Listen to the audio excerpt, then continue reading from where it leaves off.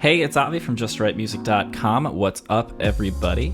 I decided to try something kind of new here. For a while now, I've been wanting to play around with writing on the spot, and like doing my regular writing process, and I didn't quite know how I wanted that to look, and so I'm just sort of diving in and seeing what it looks like. What I'm about to write here is the second song in a song cycle that I just decided was going to be a song cycle, with the text coming from a very old friend of mine, one of my best friends in the world, Lawrence Plofker. He's the best. This is the text that I chose from some of his writings that he offered up to me for a collaboration. Yeah, let's write this thing. The first thing that I like to start off with when I'm working with text like this, when I'm working with poetry, is I like to go to the lines. I like to go to the poems themselves. I like to say the words out loud, so I can start to sort of understand where the natural accenting is, where the natural cadence of the sentence is, and that is so helpful for understanding where it should be placed in the rhythmic structure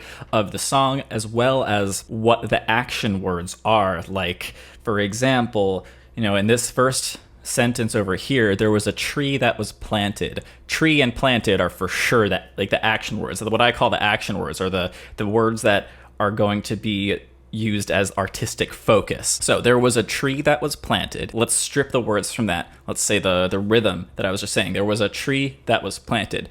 Ba-da-da-ba, ba-da-ba-da. Planted.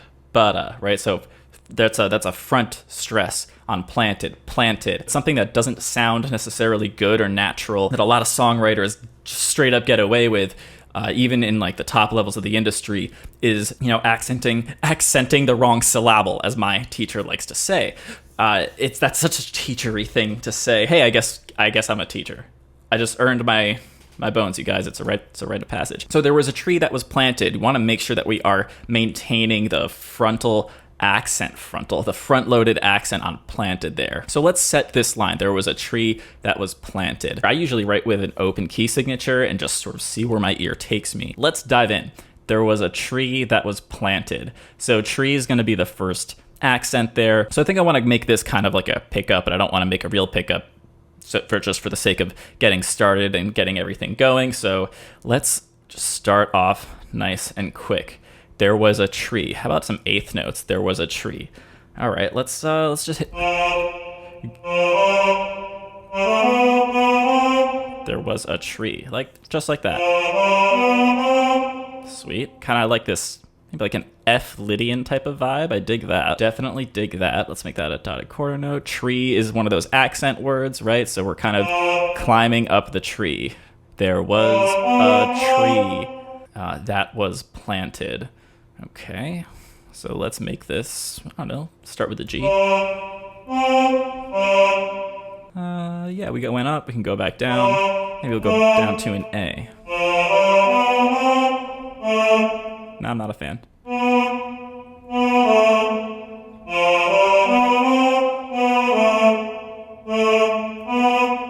So let's maybe plant this B a little early, right? This is going to be the first part of planted, and then let's have this and a 4. Let's destroy all sense of downbeat for a second. Planted, maybe let's jump down. We're up here, we stayed up here a little bit, went down a little bit. Let's go back down. This is what I'm talking about right now, is the melodic contour of what's going on, or where I'm going.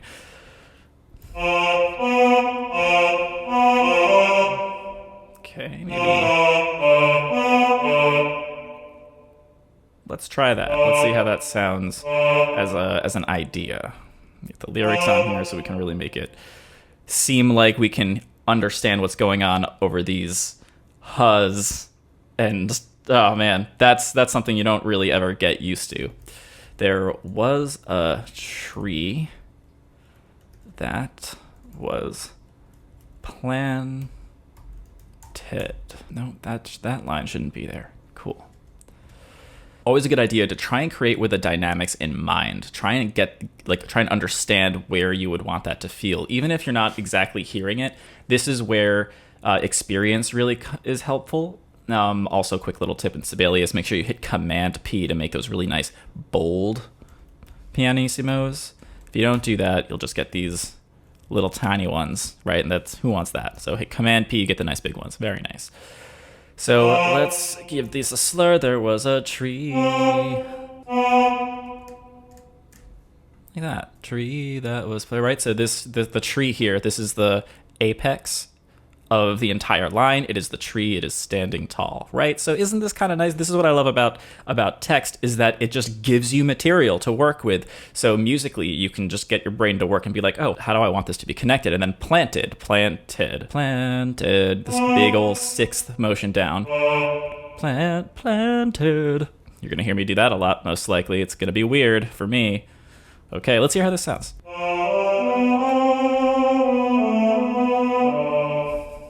Not bad.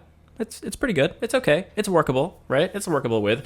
I like to get going as quickly as possible. Starting for me at least is one of the hardest things to do. I really try and just get going. Everything is a draft right now, right? I'm going from scratch here. This is all a draft. Everything can be changed. Everything is up in the air.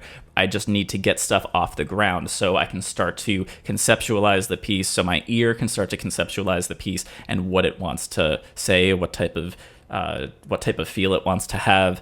And again, notice open key signature. I'm just letting my ear do this and going with what the text is telling my ear to do. Beautiful. We have the first sentence. So there was a tree that was planted. Let's go on to the next line. In honor of my birth. So obviously the action words here, honor and birth right here. There was a tree that was planted. Let's hear that one more time. Let's get my ear going.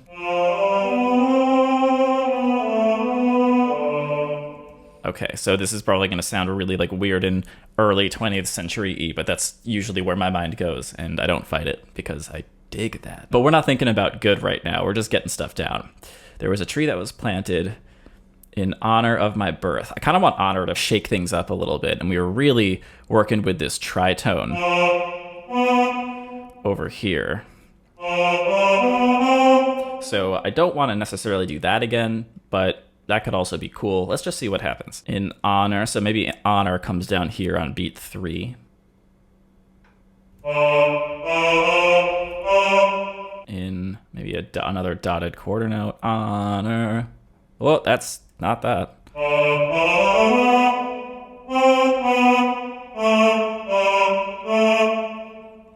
Okay, jumping up to the B here.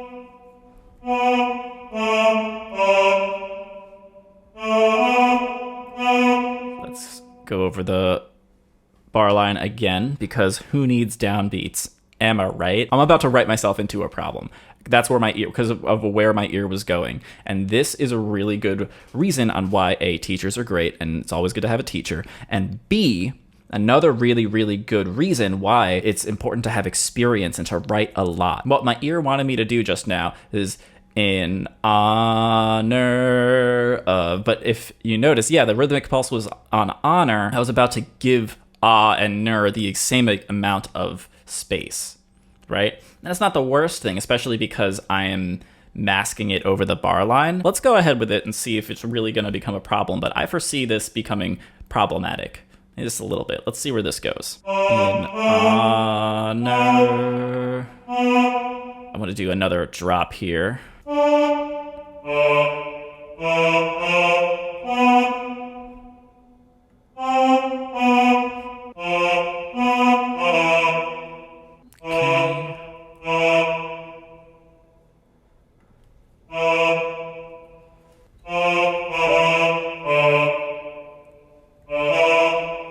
Cool. So that's sort of where my ear sort of led me there.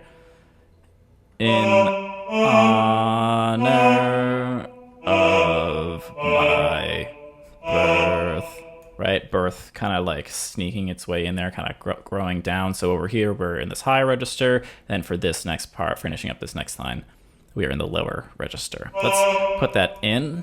So I'm hitting Command L right now to input the lyrics. In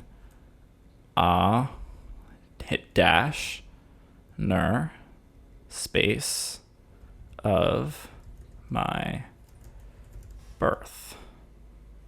Let's check for punctuation. No punctuation. Okay. Very cool. Let's make this a little bit like that. Let's let the birth linger just a little bit. This is apparently an old Wagner trick, if I'm remembering correctly. You let the note ring out just to like the very beginning of the downbeat, just on the hair of the downbeat, like that on the with an eighth note there, or even with a 16th note, depending on the tempo. And it just kind of creates a little bit of a forward push with the next part, especially if you're using something like elision, where your phrases are beginning and ending at the same moment in time. That's a really fantastic way to kind of add to that momentum and add to that sort of blending, seamless sort of sound. Okay, let's see how this sounds.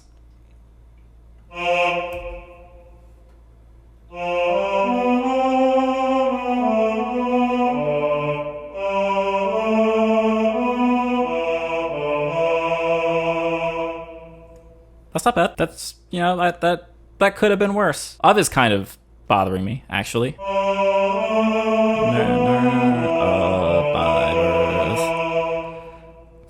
So the one thing I might do here, the switch is this. That would stay where it is. But do it. Oh man, it's gonna be annoying about it. All right, so I'm gonna have to do something like that. Hey, yes. The reason why I just did that, and Sibelius is making it look awful over here. I'll have to go from the back. In honor of no, please. Of my birth. Cool. So this isn't too bad. Of my birth. This can now be a quarter note. That's fine as a quarter note. It wasn't. I didn't have it as a quarter note before when it was on of, because that was connecting the and of 1 to the downbeat of 2. For me as the performer, because I know I'm myself as a performer, and from my training, that it's good to have the beats as visible as possible, because it's just easier to read in the moment, and you want your music to be as legible as possible so the performer can just focus on performing. So I kind of want to bring this back up into the higher register, have it be a little more connected into the next part. But I feel like I'm going to need to start putting in some instruments and some chords and stuff soon. But we'll see. Let's see. Let's finish this stanza. See how this feels. There was a tree that was planted in honor of my birth. Okay, cool. I think I got something. It's got a little flash of some instrumental stuff too, so that's good. That's starting to come in as well. In front, I want front to be right on the downbeat right here. I think that feels right. I feel like there's like musical symbolism to that, as well as, front is the next is an important part of the year. It's in front of the house. Front is the important word there. It's in front of the house. It's not in front of the house, right? That's not how people talk. It's very important when setting words to make it feel natural to the language. Great. So in front of the house I grew up in. Well, in front of the house I grew up in. Okay, so right there you can find the accent happening on front, house. So there might be some artistic wiggle room as the house in front of the house I grew up in, right? So now we can start playing with cadence for the sake of artistic focus. But in front of the house, that's kind of linguistically locked in. So let's get that in front of the house. Ba ba ba da ba. Ba ba ba da ba. That's the sort of, I'm going to call it the linguistic cadence. Okay, in front. Always keep the strong beats visible. In this case, 3 visible. So in front.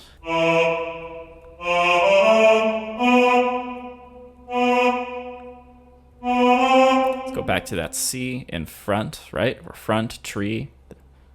Kind of making this C start to make this C associated with the tree in front of the house, right? The C is sort of painting a little bit of a picture here.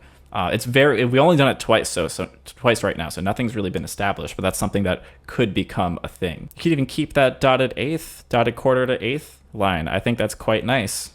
Front of the, I think these types of dotted quarter to eighth, rhythmic motifs are very useful for English. How did Sibelius know I wanted to stay in the upper range? In front of the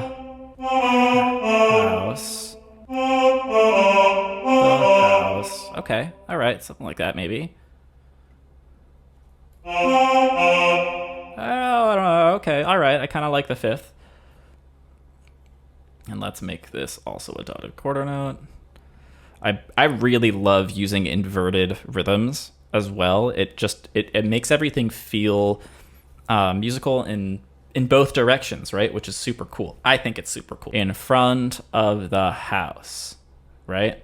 So what I don't like about that is now house is sort of off the beat, but is still like kind of where the accent is being put there. We're putting house on the offbeat. And if you notice in the poem, it kind of goes into a slightly darker place.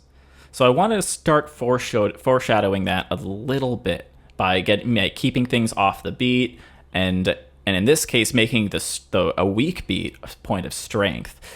It may not stay that way. Again, we're just getting stuff on the page, hitting Command L to input the lyrics, and I'm just typing them out.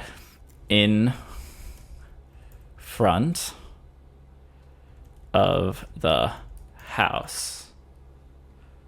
You know, I'm gonna do my little Wagner thing again.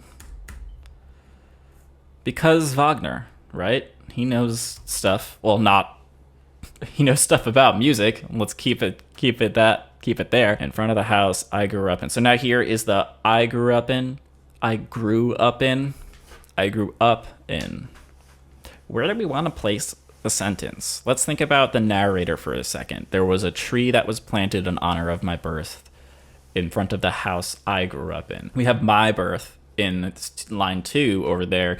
That makes me want to accent I a little bit more. It feels a little bit more thematic. There's more I statements before. Then we kind of come into a we place, and then we return to an I place. I think I is the way to go here. I think that's the better use of things, but we can still sort of use grew as something to work with. In front of the house I grew up in. So maybe something like that. We can give them sort of a equal weight. Let's see how it hits, but I definitely want I to have a punch.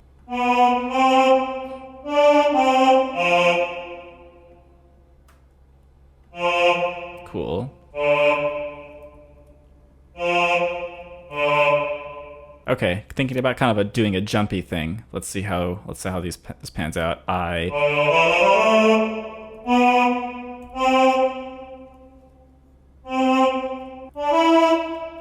And right now I'm going to hit Command and then hit down to jump down an octave. That is just so helpful. Yeah, super fun. I grew and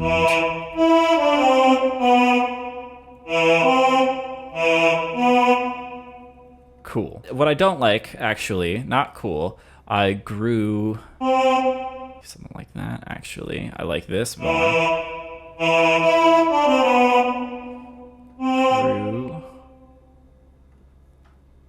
and yeah, right? So we're kind of stretching out the rhythms here a little bit now. Let's see how that sounds. I'm not 100% sold on it.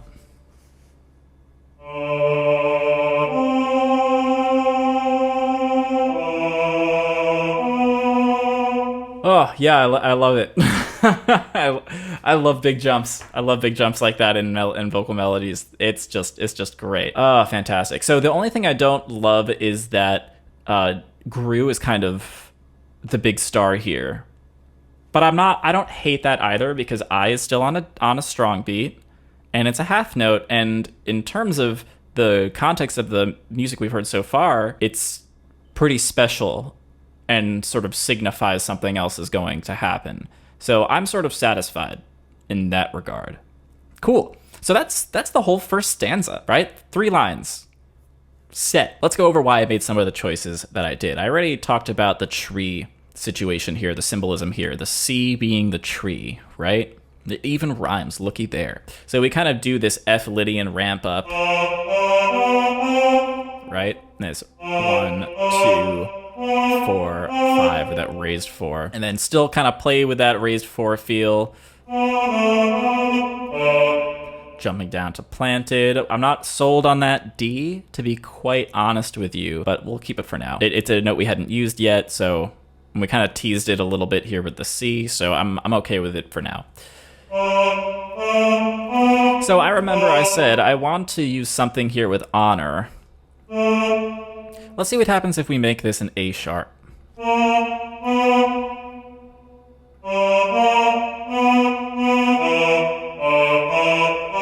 That doesn't sound awful. I kind of dig that. It really makes the tonality super ambivalent, which I dig. I love that.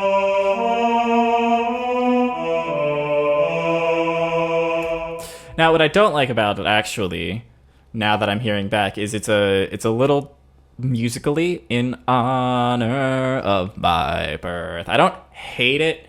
I don't think it's bad writing, but I don't love it from a thematic standpoint 100%. So that's probably not going to stay that way, but I think it's more important right now to get some stuff happening with the instruments. Let's see if we can get a texture going with the instruments and see what's going on with that. We're gonna need to move this because I usually like to have something happen, at least a little bit with the instruments before the vocals come in. So let's take all of this and just gonna move it here up to bar 2. And we are going to go to home, add multiple bars. Let's do 6, maybe. Yeah, can always add or subtract as we need. Man, there is nothing more intimidating just staring at open bars. Just like nothing there. It's like, oh, I gotta fill that. Whew.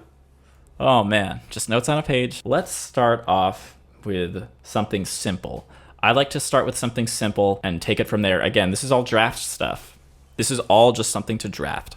So let's see what comes out. Let's think about it. So I like an idea of an arpeggio, some type of ostinato, not like an Alberti thing. That's a little too classical. But maybe some type of roaming arpeggio that is using a lot of maybe some chromatics, definitely a lot of neighbor tones and suspended type stuff and 9 chords. And okay, all right, cool. I found it. Let's maybe start we were in an F Lydian place. So let's just do some F Lydian arpeggios. Let's just start there. Let's just be, okay, we are in F Lydian. Dope. Okay. See how I got there? So I just want to, my process really quick was I thought of, okay, how do I want to start here? Drawing on my knowledge, drawing on my experience, what could something sound like? And then I'm starting to use terms, and that helps to center my vision, and then I'm able to start with something. That brings me into a limitation. That's the important thing here. I'm giving myself a limitation to start with, always with the understanding that this is a draft and anything goes. I can keep it, I can scratch it, I can manipulate it, vary it, modulate it, do whatever I need to do with it in order to make it work. Add another instrument, do whatever I need to do. This is all a draft. We are just getting stuff on the page. This is what writing sessions are about, especially in the beginning of a piece like this. All right, let's do some F Lydian modulations starting on the electric guitar, perhaps, or maybe the bass should come in first. I love doing melodic bass lines, so I'm gonna give the bass players something. By bass players, I mean myself later, something sweet. All right, right there on the F. Let's make it moving.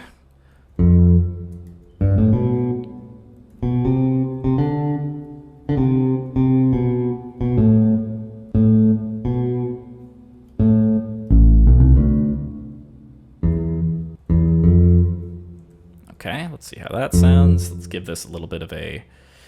might bump this up the octave because I love high melodic bass parts.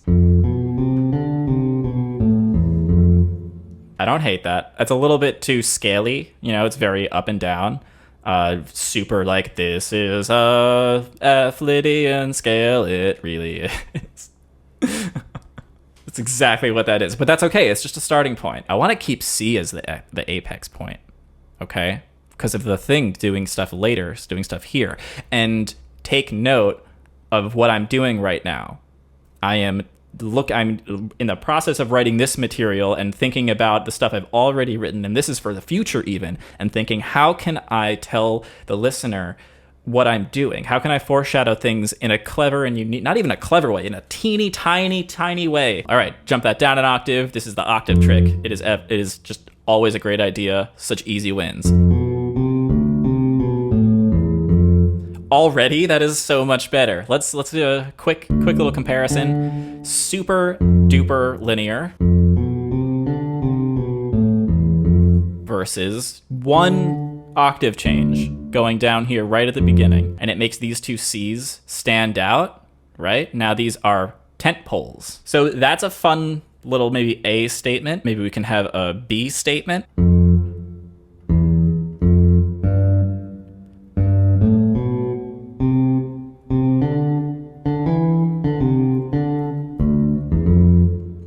C down to D, so that was going down by a 7th.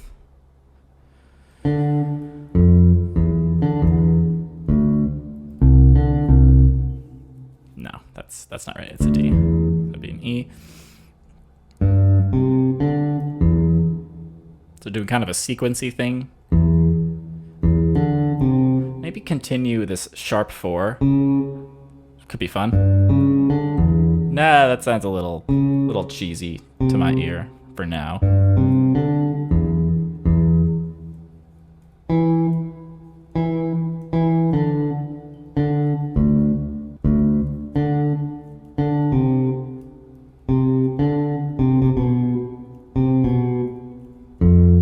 Okay, cool. All right, that's kind of a cool intro. I'm just trying to think about how the bass would work here. When you're writing for string instruments, it's always really important to understand where the open strings are, especially if you're going to be using like big jumps in the melody in the part like this, especially like I really like to do. So notice the jump down here was going to the D. The D is an open string on the bass, so going to an open string like that is going to be a really easy thing to perform in the moment and to play. It's really idiomatic for the instrument. It's really easy to play for the performer. So that kind of stuff is really good to keep in mind when you're doing these types of parts.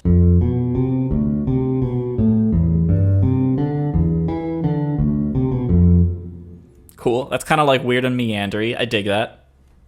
Sort of like roots going up and down. That's exactly what I wanted. Cool. I'm gonna work a triplet in there because I love triplets. Maybe here, right there. Yeah, right there.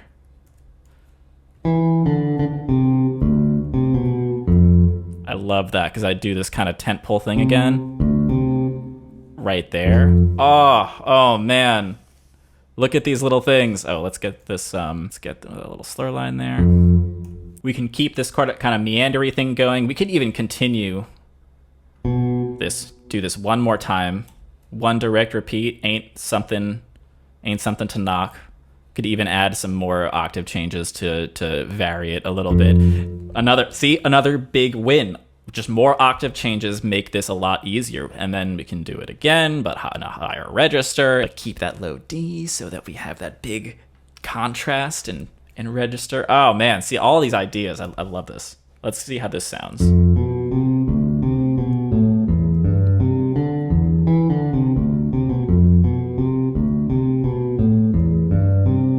no performer, no difference with the slur. I guess it is an electric bass though. I don't know if I can fault them for this. People probably aren't using electric bass the way I'm using electric bass when they're using Note Performer. So we have an opening bass line. That's dope. Okay, we will change one thing. We're not just gonna have the bass do this twice, right? So let's maybe have the guitar come in with a dope chord. So this is... I can hear a couple of different chords happening here. I wanna have the guitar come in a little bit before the downbeat, because who needs downbeats? Am I right? Let's see what happens on the 4. See how that feels. Half notes. Let's see, a chord. We're in a sort of F Lydian place. What's happening over here is we are coming from a C going down to a D, C, B. So I could just make this a C major 7 chord. That's not a bad idea. Let's do that. Let's just start with a standard C, C major 7, straight up triad. Then you need the octave, and then the 3rd. There you go. Standard C major 7. Oh, no, not a... There we go. C major 7. Oof, my mistake. I'm good at make mistakes, you guys, so feel free to call me out if that's gonna happen. Why don't we do a dynamic, right? Oh, need to have a dynamic for this. This definitely sounds like mezzo piano. Mezzo piano. Ah, God, I'm editing that part out. Okay, let's give this a arpeggio line. Where be my arpeggio lines? Seriously, where are you guys at? There you go. Let's do a arpeggio down, because it's a little bit less boring than going up. And I already went up in the bass, so we're gonna go down here. All right. Let's just let that ring out, see how that feels. If we just do a C major 7, we're kind of intonating a C9, C11 type deal. C major 11, C major 9.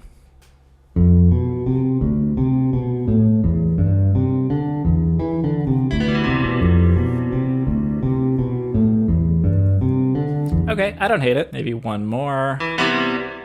Give this a B. Let this guy be a dotted eighth note. Dotted half note. Excuse me. And then what's going on here? We have a G, C, D. Sounds like a great way to do a G sus chord. That's kind of what's happening. Oh, we're jumping down to E though.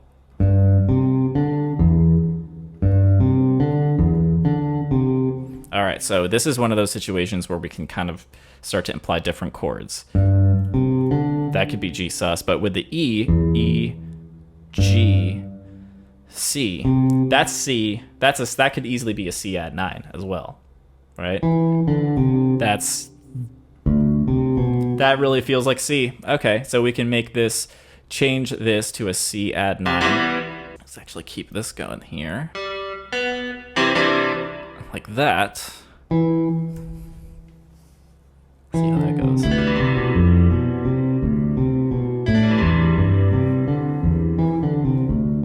I don't hate this. We can rock that for a sec. Okay, so we're building up this little intro. We're gonna get to here. All right, so let's see how this sounds.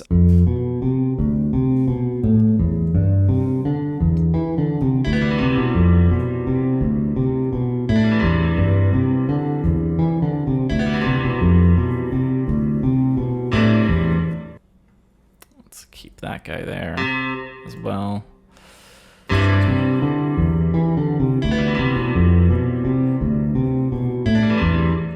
I think what might sound cool is to maybe take away the E's and let this kind of have this alternating melody thing between the B and the D. Let's see how that sounds.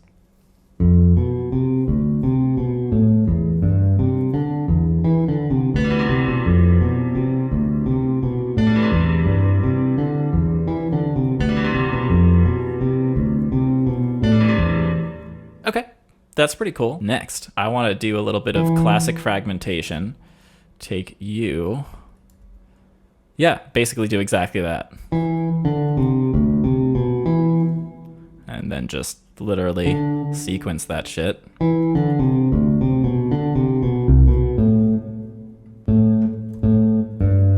Oh yeah, okay, so now we're gonna have the open G ring out with, bring that down. Yeah. That's gonna sound crazy.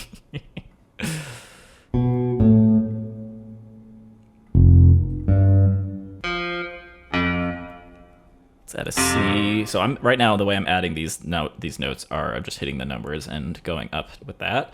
F, C. That could be cool.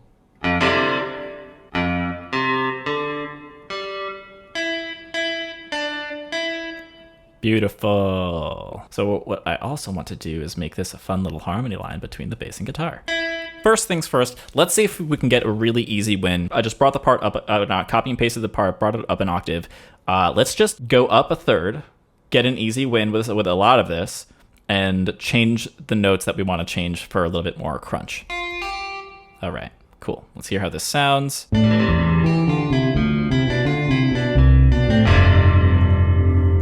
Right, so it's just thirds, so it sounds good already out of the bat, but we don't want good all the time, right? That kind of stood out a little too much. Let's also add a little bit of independence to some of these lines. Already. So now we have some contrary motion on beat 2.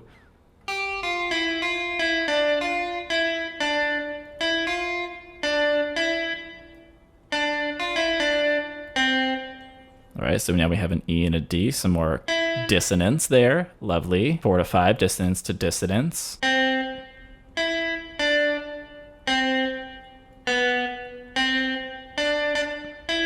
Right at the end here, we're going to get a consonance.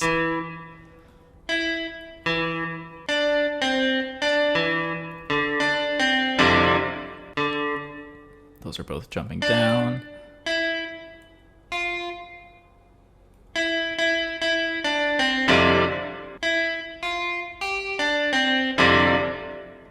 Cool.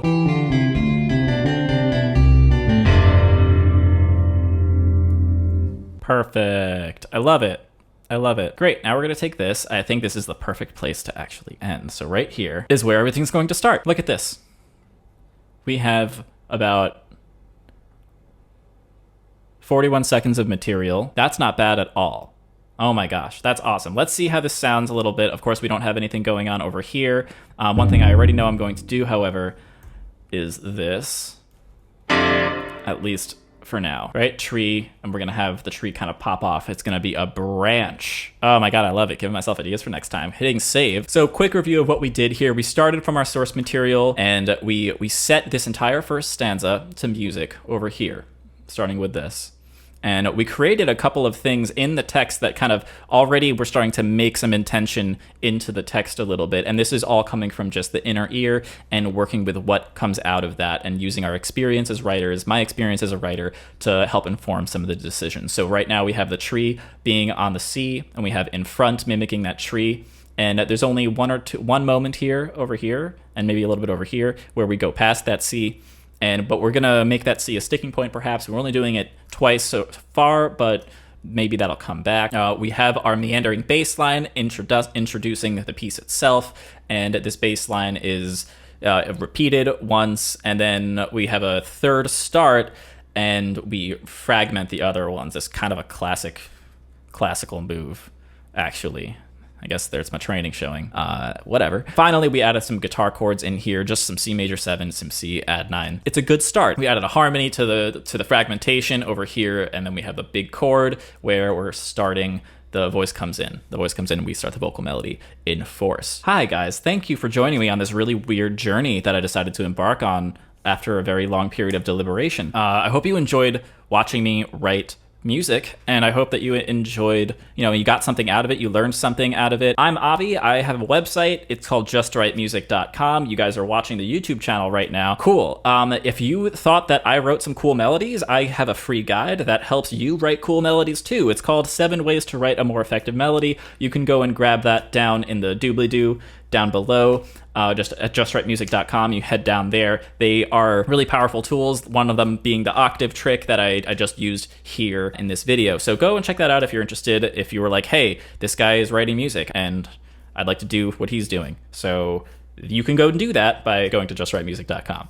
That is a off-the-cuff pitch that I did for the first time. How did that go? Let me know down in the comments. You can also let me know how I did. You can let me know what you think of my music, my process, everything that I'm doing down in the comments below.